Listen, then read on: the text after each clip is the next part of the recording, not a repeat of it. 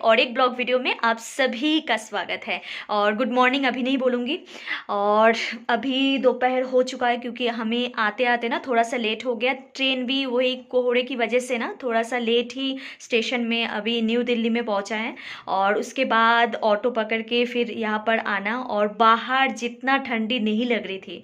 मेरा ground floor का घर है, उसमें बहुत ज़्यादा ठंडी लग रही है। मतलब एक झटका होता है ना, वेस्ट बंगाल से आने के बाद ना एक झटका मिल गया, और सबसे बड़ा झटका मिल गया मुझे घर को देख के। मतलब 7 महीना बाद मैं बोल रही थी ना, जो घर का हालत है, मुझे इस जो दरवाज़ा है ना, इसका भी जाली हटा के फिर अंदर आना पड़ा।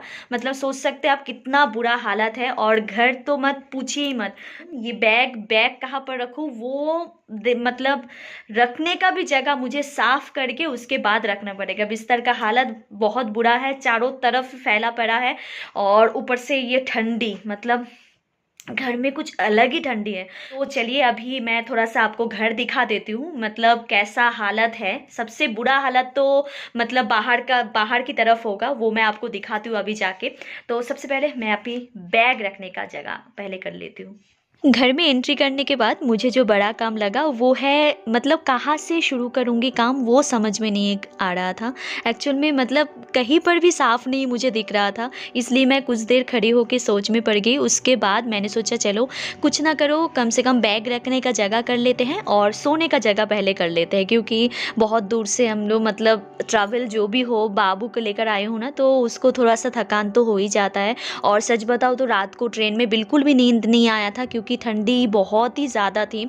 और कितना कंबल लेकर आएंगे, तो इसलिए हमने तो 4 बेडशीट ही लेकर आए थे, और उसमें ठंडी बिल्कुल भी नहीं गई। ठंडी बहुत लग रही थी हमें ट्रेन में, तो इसलिए आने के बाद सबसे बड़ा काम था वो है नहाना। वो हम लोग फ्रेश हो चुके हैं, क्योंकि हमारी जो दीदी है मेरे पास में रहती है, तो उन्होंने गर्म पानी जो है ना वो तैयार करके रख दिया था। तो तुरंत हम लोग आए और मतलब सामान बस रखे, उसके बाद फ्रेश हो चुके हैं हम लोग। उसके बाद खाना भी हो चुका है हमारा। और देखिए मेरे बेड के पीछे से इतना ज़्यादा कूड़ा निकला है ना, जो पूरे घर से नहीं निकला। और मैंने बेड को अच्छे से, मतलब थोड़ा मेहनत तो लगा मुझे, क्योंकि इतना भारी बेड था ना, उसको खिसकाना मेरे बस में नहीं था। लेकिन जो भी हो, थोड़ा बहुत खिसका के मैंने जो बेड है ना वो अच्छे से साफ़ कर लिया था। और दोनों बेड मुझे साफ़ करने में, मतलब ये पूरा घर साफ़ करने में मुझे 2 से ढाई घंटा लग गया था, क्योंकि इतना ही ज़्यादा कूड़ा हो गया था इसमें। क्योंकि 7 महीना कम नहीं होता है, एक घर 7 महीने के लिए बिल्कुल बंद रहता है, तो बड़ा मुश्किल हो जाता है। और मुझे इस बार शिक्षा अच्छे से मिल गई है, इतना दिनों के लिए तो मैं कभी नहीं जाऊंगी। ये कोरोना की वजह से ना, तो सब कुछ ही हमारे लाइफ का बहुत कुछ चेंज हो गया है, सबके लाइफ का ही चेंज हो गया है ऑलमोस्ट। ऐसी भी कहावत है ना, सिक्के का 2 पहलू है, कुछ अच्छा होता है तो कुछ बुरा भी होता है। तो अच्छा हम लोग ले लेते हैं, लेकिन बुरा में थोड़ा सा तकलीफ होता है। तो जो भी हो कर लूँगी मैं धीरे धीरे। मुझे लगा बेड साफ़ करना बहुत ज़रूरी है, क्योंकि बाबू भी थक चुकी है ना, तो उसको अभी सो लेगी, वो थोड़ा सा फ्रेश भी फील करेगी।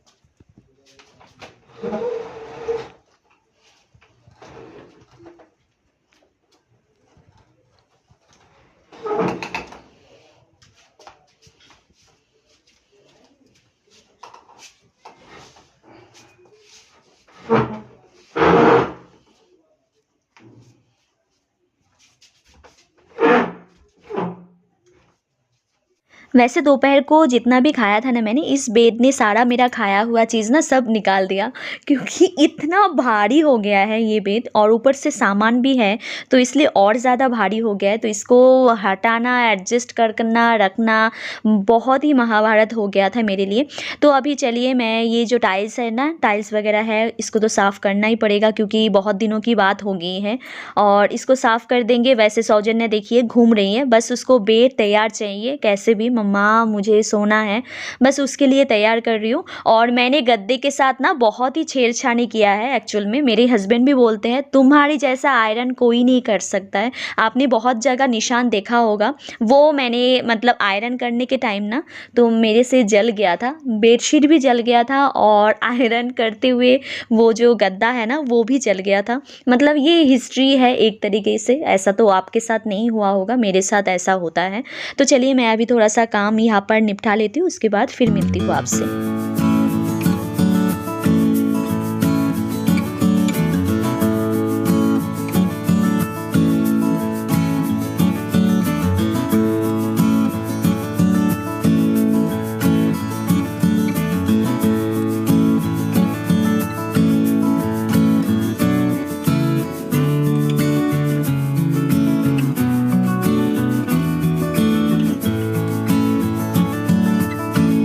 घर का एक तरफ का काम मतलब एक बेड का काम हो चुका है और बैग रखने का जगह भी बन गया है, तो अभी थोड़ा सा ठीक ठाक एक तरफ लग रहा है।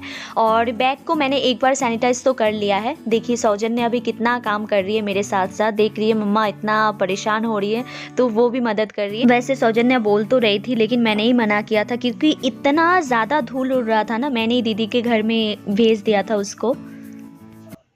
घर से कई गुना ज़्यादा ना, मैं बोल रही थी ना आपको, यहाँ पर ज़्यादा गंदा हुआ है। देखिए यहाँ पर जाली पूरा भर गया है जाली से। अभी तो मैंने फिर भी साफ़ किया है, कुछ भी नहीं दिखाई दे रहा था, बिल्कुल जाली जाली दिखाई दे रहा था। और इसके नीचे भी देखिए ये पूरा गंदा फैला पड़ा है, जितना भी कागज़ है ना। ये मेरा वॉशिंग मशीन है, इस तरफ जूते का रैक है, सिलेंडर है, ट्रंक है, फ्रीज, सब कुछ ही यहाँ पर था। और ये देखिए यहाँ पर मैं रखती हूँ वॉशिंग मशीन को क्योंकि पाइप ना यहाँ से बाथरूम में चला जाता है। और ये मेन जो गंदा हुआ है ना, इस जाली की वजह से हुआ है। इससे सारा जो गंदा चीज़ है ना ऊपर का सारा नीचे आके गिर के ना इकट्ठा हो गया है।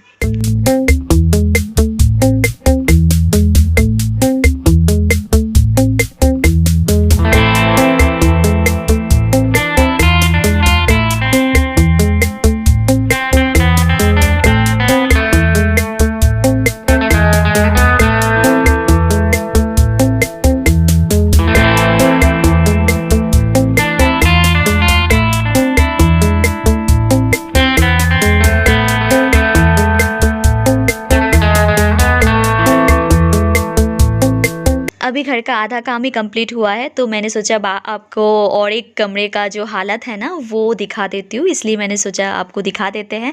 और इस कमरे का हालत भी ऐसा ही था लेकिन मैंने फिर भी आधा अभी साफ़ कर लिया है। और ठंडी की वजह से ना हाथ बिल्कुल जम गया है।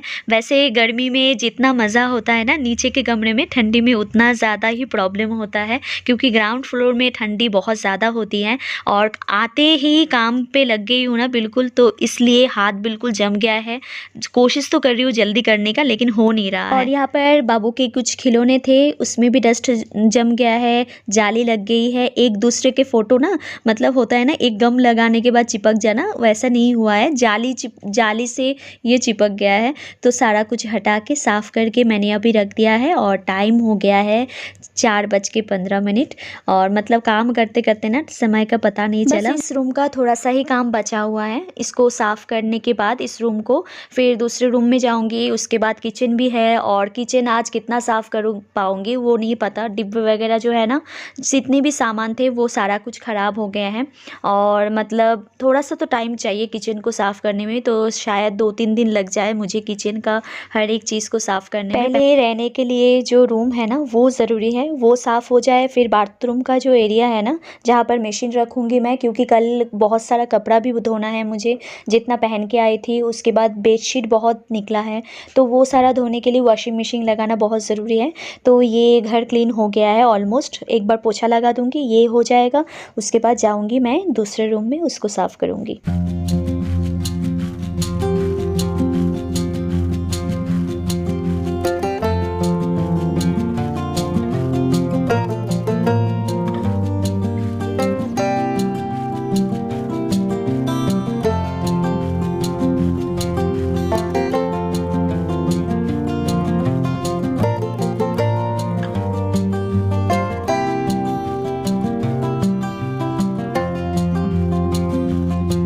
मुझे इस बात की टेंशन थी, मुझे चिंता थी कि मैं यहाँ पर आने के बाद, दिल्ली में आने के बाद जो घर का हालत होगा वो साफ़ करना, यही सब मुझे टेंशन मतलब हो रहा था कि कैसे साफ़ करूँगी कैसे नहीं करूँगी। देखिए अभी इतना टाइम हो गया है, अभी 6:30-7 बजने वाला है लेकिन अभी तक मेरा काम जो है कंप्लीट नहीं हुआ है।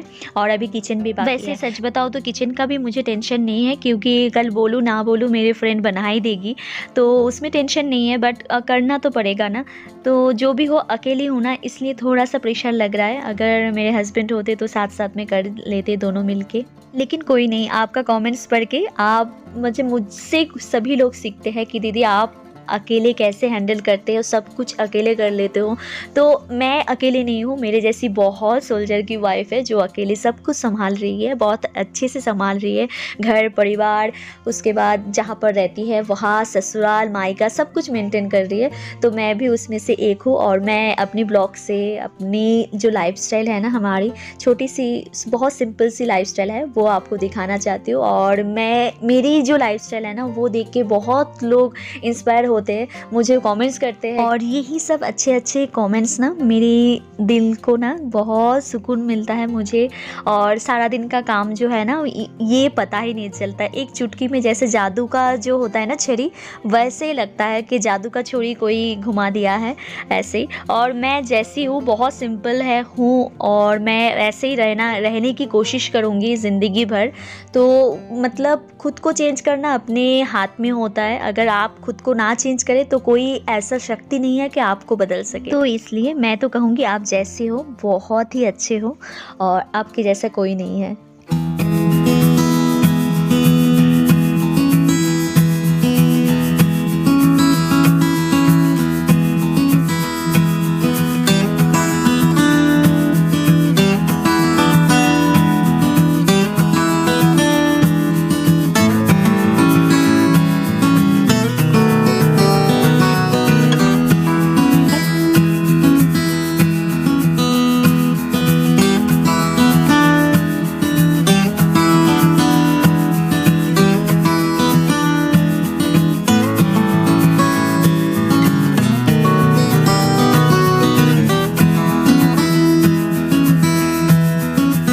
मेरा सबसे ज़्यादा जो नुकसान हुआ है ना, वो किचन में हुआ है, क्योंकि किचन में सामान था, क्योंकि मुझे भी नहीं पता था मैं 7-8 महीना रह के आ जाऊंगी। मुझे लगा कि 1 महीने का छुट्टी है और ये कोविड-19 भी सही हो जाएगी, उसके बाद हम लोग आ जाएंगे, फिर बेटी का स्कूल है, ऐसा ही सोच के गए थे। तो वही होता है, जो सोच के जाते हैं वो होता नहीं है, जो होता है वो हम पता नहीं है।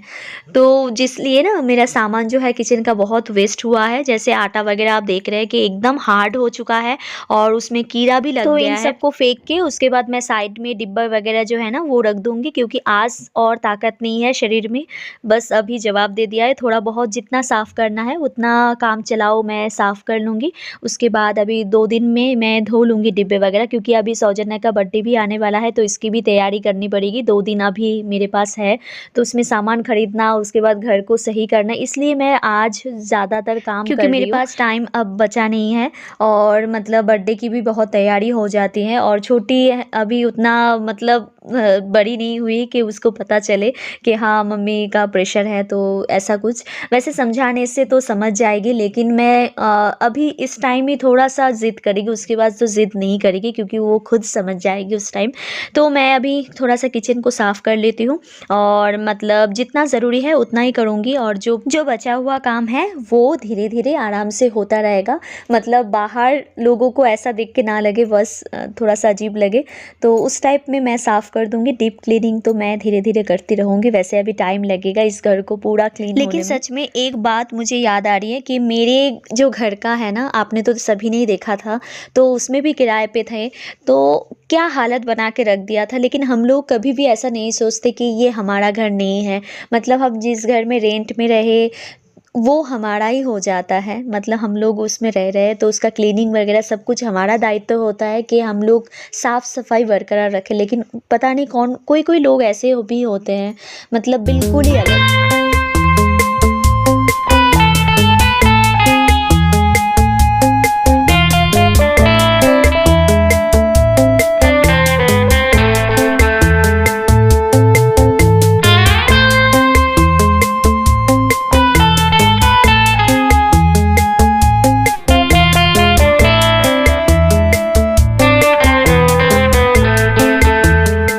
यहाँ पर मेरा जो किचन है वो सेट हो चुका है। वैसे इतना ज़रूरी था, बहुत सारा धो दिया है मैंने ऑलमोस्ट, और थोड़ा बहुत जो बचा हुआ है ऊपर का जो हिस्सा है ना, ये पूरा बचा हुआ है, ये बाद में करूँगी। क्योंकि इतना ज़्यादा ठंडा पानी है ना, हाथ कट के निकल जाएगा, इतना ठंडा पानी है। और यहाँ पर सौजन्या भी सो गई है, तो मैं भी अभी थोड़ा सा रेस्ट कर लेती हूँ, क्योंकि बहुत थक गई हूँ मैं भी। तो चलिए आज का ब्लॉग फिर मैं यहीं पर एंड करती हूँ, और कल मिलती हूँ फिर एक नए ब्लॉग के साथ, और सौजन्या का जन्मदिन नहीं भूलिएगा।